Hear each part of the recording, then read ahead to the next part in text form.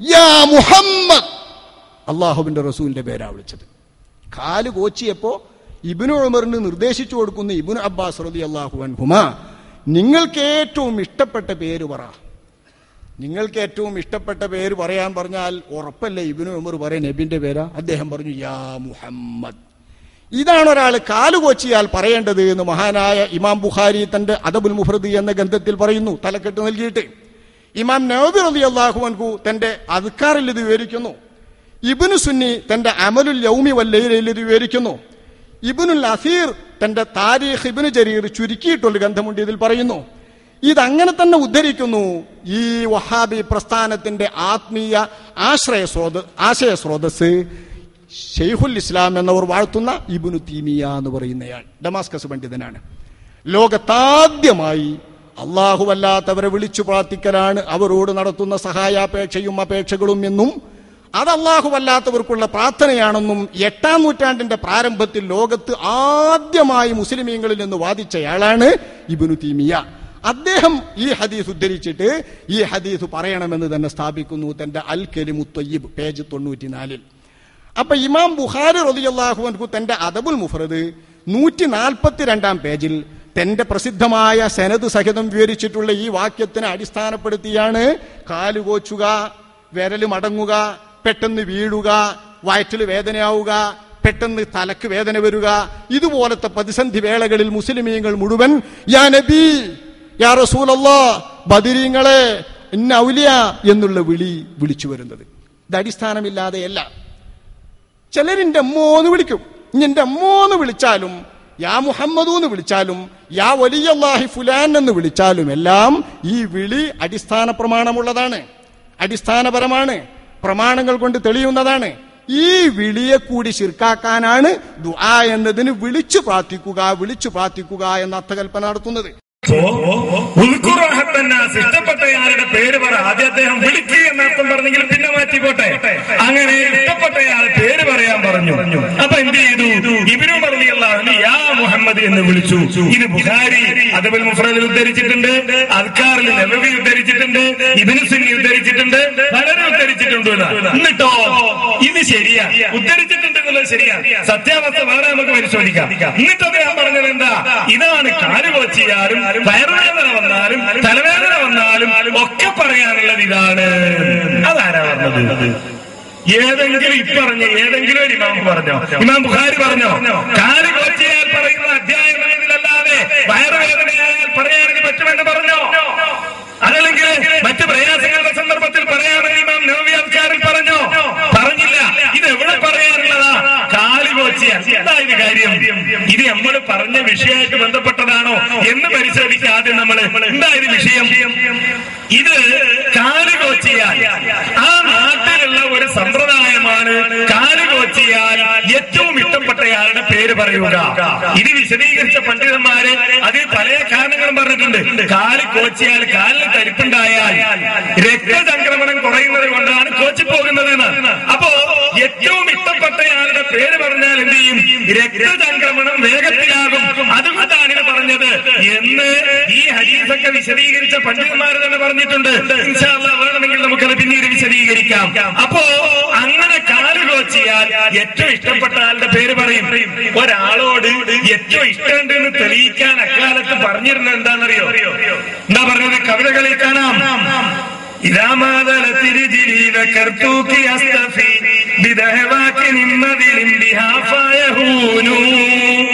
എന്റെ കാലിന് കോച്ചൽ വന്നാൽ ഞാൻ നിന്റെ പേരാണ് കാമുകി പറയാറുള്ളത്. അപ്പൊ എന്റെ കാലിന്റെ കോച്ചൽ മാറുന്ന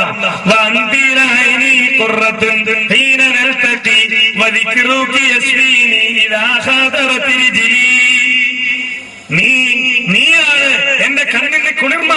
എന്റെ കാലിന് കോച്ചൽ വന്നാൽ നിന്നെയാണ് ഞാൻ പറയുന്നത്. അപ്പൊ എന്റെ പേരിന്റെ ഓർമ്മ എന്റെ കാലിന്റെ കോച്ചൽ മാറും.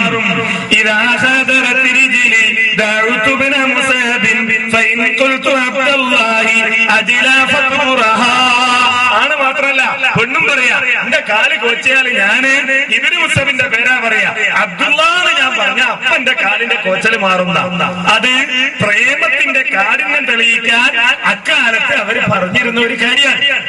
ഏറ്റവും ഇഷ്ടപ്പെട്ട ആളുടെ പേര് പറയുക, അത് പല നാട്ടിലുള്ള പല സമ്പ്രദായങ്ങളുടെ കൂട്ടത്തിൽ ഒരു സമ്പ്രദായം.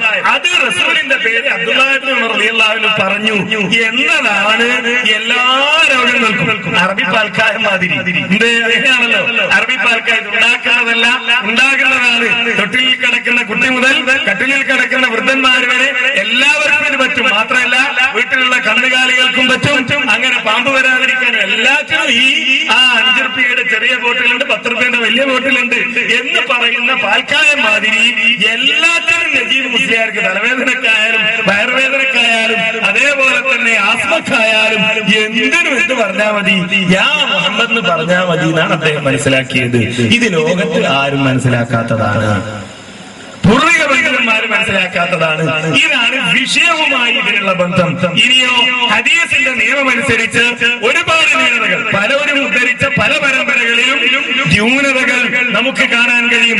ആവശ്യമാണെങ്കിൽ നമുക്ക് പിന്നീട് വിശദീകരിക്കാവുന്നതാണ്. ഇത് വിഷയവുമായി ഒരു ബന്ധവുമില്ല എന്ന് ബോധ്യപ്പെടലാണല്ലോ ഒന്നാമത്തെ കാര്യം. നമ്മൾ തമ്മിലുള്ള തർക്കം, സുന്നികളും മുജാഹിദുകളും തമ്മിലുള്ള തർക്കത്തിൽ ഇത് വിഷയമായേ വരുന്നില്ല.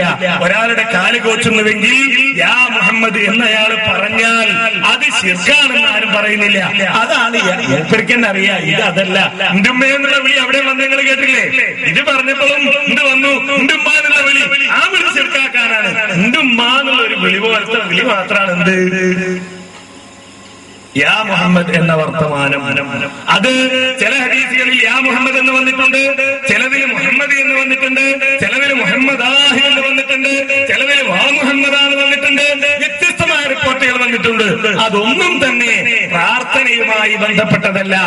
ഈ മുസ്ലിയാർ പറഞ്ഞതുപോലെ എല്ലാ പ്രശ്നങ്ങൾക്കും പ്രാർത്ഥിക്കാൻ അത് തെളിവാണ് എന്നും ലോകത്ത് കഴിഞ്ഞു പോയ പണ്ഡിതന്മാര് പറഞ്ഞിട്ടില്ല. രണ്ടാമത്തെ തെളിവിന്റെ കോലാണിത്. ഇനി മൂന്നാമത്തെ തെളിവ് കേട്ടോളൂ. ഇനി ഇവർ പറയുന്ന ഇസ്തിഗാസയുടെ കൂട്ടത്തിൽപ്പെട്ട ഏറ്റവും പ്രധാനമല്ലേ ഇസ്തിആദ?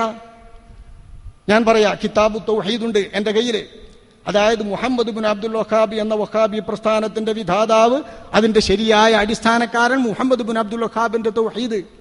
ആ തൗഹീദിലെ ആള് പറയുന്നത് ഇസ്തിഗാസ, ഇസ്തിആദത്ത്, ഇസ്തിആനത്ത് ഇതൊക്കെ ദുആയാണ്.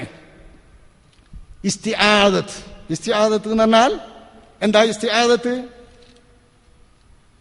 ഇബ്നു കസീർ 369 അഷ്റഫുൽ ഖൽഖ് സ്വല്ലല്ലാഹു അലൈഹി വസല്ലമ തങ്ങളോട് അള്ളാഹുവിന്റെ റസൂലിന്റെ ഉമ്മത്ത് അഷ്റഫുൽ ഖൽഖ് സ്വല്ലല്ലാഹു അലൈഹി വസല്ലമ തങ്ങളോട് പോയി ഇസ്തിശ്ഫാ നടത്തുന്നതിനെ എതിർക്കുന്ന ഈ ആളുകൾ നബി തങ്ങളോടെന്ന് മാത്രമല്ല, നബി തങ്ങളുടെ കാലശേഷം മഹാത്മാക്കളോട് മുഴുവൻ നടന്ന ഇസ്തിആദത്ത് എന്ന് പറയുന്നതിനെയും ഇസ്തിഗാസയുടെ കൂട്ടത്തിലും ദുആയുടെ കൂട്ടത്തിലും പെടുത്തും.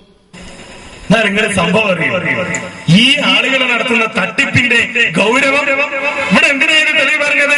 മഹാന്മാരായ ആളുകളോട് സഹായം തേടാനുള്ളതിനല്ലേ, ഇസ്തിആദത്ത് നടത്താനുള്ളതിനല്ലേ. എന്നാൽ ലോകത്ത് കഴിഞ്ഞു പോയ പൂർവിക പണ്ഡിതന്മാര് മുഴുവൻ സൃഷ്ടികളല്ല, സൃഷ്ടികളോട് സഹായം തേടാൻ പാടില്ല എന്നതിന് തെളിവായിട്ടായിരുന്നു ധരിച്ചത്. ഇവിടെ മുസ്ലിയാരെന്തിനാ തെളിവ് ധരിച്ചത്? സൃഷ്ടികളായ മഹാന്മാരോട് ഇസ്തിആദത്ത് നടത്താം എന്നതിനാണല്ലോ. മഹാന്മാരായ അള്ളാഹുവിന്റെ സൃഷ്ടികളോട് ഇസ്തിആദത്ത് നടത്താം എന്നതിന് തെളിവായാണ് ഇവിടെ മുസ്ലിയാരിൽ ഈ കലിമാത്തിലായി നാം അവതരിക്കുന്നത്. എന്നാൽ ലോകത്ത് കഴിഞ്ഞു പോയ പൂർവിക പണ്ഡിതന്മാരൊക്കെ ഇതെന്തിനാ തെളിവ് ധരിച്ചത്? സൃഷ്ടികളോട് ഇസ്തിആദത്ത് നടത്താൻ പാടില്ല എന്നതിനാണ്. ഇമാം അഹ്മദ് ബിൻ ഹംബൽ റഹ്മത്തുള്ളാഹി അലൈഹി അദ്ദേഹത്തിന്റെ അഭിപ്രായം ഇമാം ഖത്താബി എടുത്തു ധരിച്ചത്, ഇമാം ഇബ്നു ഹജർ അസ്ഖലാനി തന്റെ ഫത്വൽ ബാരിയിൽ എടുത്തു ധരിച്ചത് കാണാം. ഖാലൽ ഖത്താബി, ഇമാം ഖത്താബി രേഖപ്പെടുത്തുകയാണ്, കാന അഹ്മദ് യസ്തദില്ലു ബിഹാദൽ ഹദീസ്, ഈ ഹദീസിന്റെ അടിസ്ഥാനത്തിൽ ഇമാം അഹ്മദ് തെളിവ് പഠിക്കാറുണ്ടായിരുന്നു. അലാ അന്ന കലാമുല്ലാഹി ഗൈറു മഖ്ലൂഖ്, ഖുർആൻ അല്ലാഹുവിന്റെ സൃഷ്ടിയല്ല. ഖുർആൻ സൃഷ്ടിയാണോ അല്ലേ എന്നുള്ളൊരു തർക്കം വന്നപ്പോ ഖുർആൻ അല്ലാഹുവിന്റെ സൃഷ്ടിയല്ല എന്നതിന് തെളിവായി ഇമാം അഹ്മദ് ബിൻ ഹംബൽ എടുത്ത ഹദീസ് ഏതാണ്? ഈ ഹദീസാണ്. എന്താ കാരണം? വയഹ്തജു, അദ്ദേഹം തെളിവാക്കിയത് എന്താണ്? നബിയ സല്ലല്ലാഹു അലൈഹി വസല്ലം വസല്ലം നബി സല്ലല്ലാഹു അലൈഹി വസല്ലം ലാ യസ്തഈദു ബിമഖ്ലൂഖിൻ, ഒരു സൃഷ്ടിയെ കൊണ്ട് ഇസ്തിആദത്ത് നടത്തില്ല. ഒരു സൃഷ്ടിയെ കൊണ്ട് നബി സല്ലല്ലാഹു അലൈഹി വസല്ലം ഇസ്തിആദത്ത് നടത്തില്ല.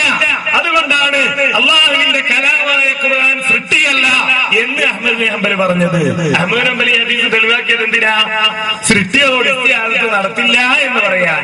നജീബ് മുസ്ലിയാർ തെളിവാക്കിയത് എന്തിനാ? സൃഷ്ടിയോട് ഇസ്തിആദത്ത് നടത്താം എന്ന് പറയാൻ.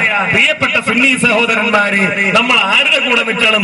എന്റെ കൂടെ നിൽക്കണോ, നജീബ് മുസ്ലിയാരുടെ കൂടെ നിൽക്കണോ എന്നല്ല, ഇമാം അഹ്മദ് ബിൻ ഹംബലിന്റെ കൂടെ നിൽക്കണോ, ഇമാം ഖത്താബിയുടെ കൂടെ നിൽക്കണോ, ഇമാം ഇബ്നു അസ്കലാനിയുടെ കൂടെ നിൽക്കണോ, അതല്ല നജീബ് മുസ്ലിയാരുടെ കൂടെ നിൽക്കണോ? മുജാഹിദികൾ പറയുന്നു ഇമാം അഹ്മദ് ബിൻ ഹംബലിന്റെയും ഇമാം ഖത്താബിയുടെയും അതേപോലെയുള്ള പണ്ഡിതന്മാരുടെയും കൂടെ നിൽക്കുക. ഇമാം സഅലബി തന്റെ തഫ്സീറിൽ രേഖപ്പെടുത്തുന്നു, വഫിൽ ഹദീസി ബയാനൻ വാളിഹൻ അലാ അന്ന കലിമാതിഹി അസ്സ വജല്ല ഗൈറു മഖ്ലൂഖ ഇദ് ലാ യസ്തആദു ബിമഖ്ലൂഖിൻ. അല്ലാഹുവിന്റെ കലാം സൃഷ്ടിയല്ലെന്ന തെളിവാണ്. എന്താ കാരണം? അല്ലാഹുവിന്റെ റസൂൽ സൃഷ്ടിയോട് ഇസ്തിആദത്ത് നടത്തില്ല. ഇദ് ലാ യസ്തആദു ബിമഖ്ലൂഖിൻ ഖൽഖു അഫ്ആലിൽ ബിഇബാദിൽ. ഇമാം ബുഖാരി ഇതേ ആദർശം രേഖപ്പെടുത്തുന്നു. ഇമാം ഇബ്നു അസ്കലാനി ഫത്ഹുൽ ബാരി രേഖപ്പെടുത്തുന്നു. അതേപോലെ തന്നെ ഇമാം ഇബ്നു അബ്ദുൽ ബർ തന്റെ അത്തംഹീദിലും അതേപോലെ അൽ-ഇസ്തിസ്കാറിലും ഇതേ ആദർശം തന്നെ രേഖപ്പെടുത്തുന്നു. ഇമാം ബൈഹഖി ഇതേ ആദർശം രേഖപ്പെടുത്തുന്നത് കാണാം. ഇങ്ങനെ മുൻകഴിഞ്ഞു പോയ പണ്ഡിതന്മാരൊക്കെ ഈ ഹദീസ് വിശദീകരിച്ചതെങ്ങനെ?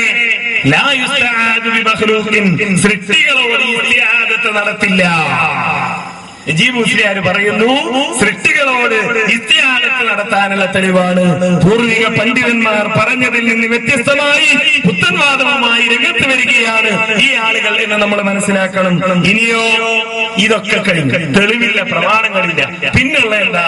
യുക്തിവാദം. എന്താ യുക്തിവാദം? കേട്ടോളൂ. ശഫാഅത്ത് ആഖിറത്തിൽ അംഗീകരിക്കുന്നു. ആഖിറത്തിൽ